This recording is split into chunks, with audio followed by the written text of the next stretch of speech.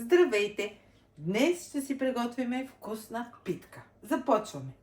Тук в купата съм си сложила хладко мляко, слагам си хладка вода, слагам си едно пакетче суха мая и захар.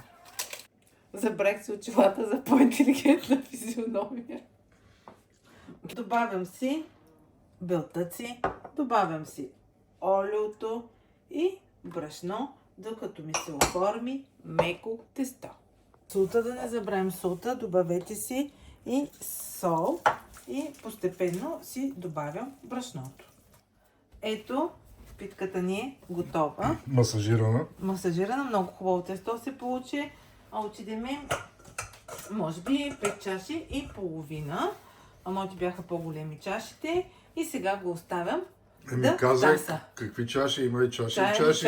Аз ще напиша всичко, сега си ми правя забележки, не ме нервирайте. Хората ти правят забележки? Да. Не аз.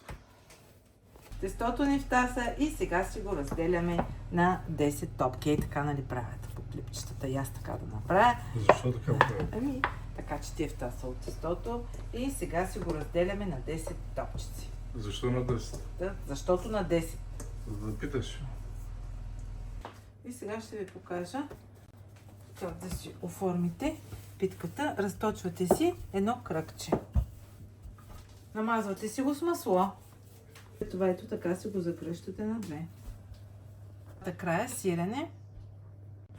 И си го завивате ето така до средата.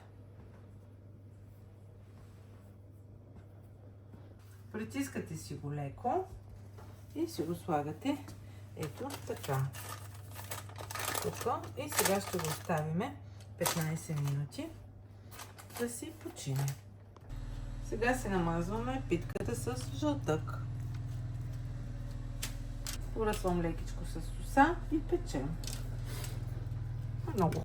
Ето ни е питката, вижте колко е хубава, много ми харесва.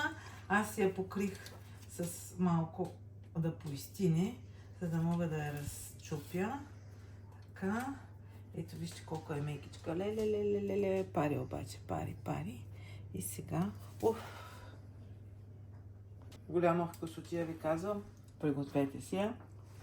Отиваме да се хапнем с Аполончо сега. Нищо, че той изяде зелето. С ядене сол и масло. Да, той има масло, има и сирене вътре, но може и още. Чао!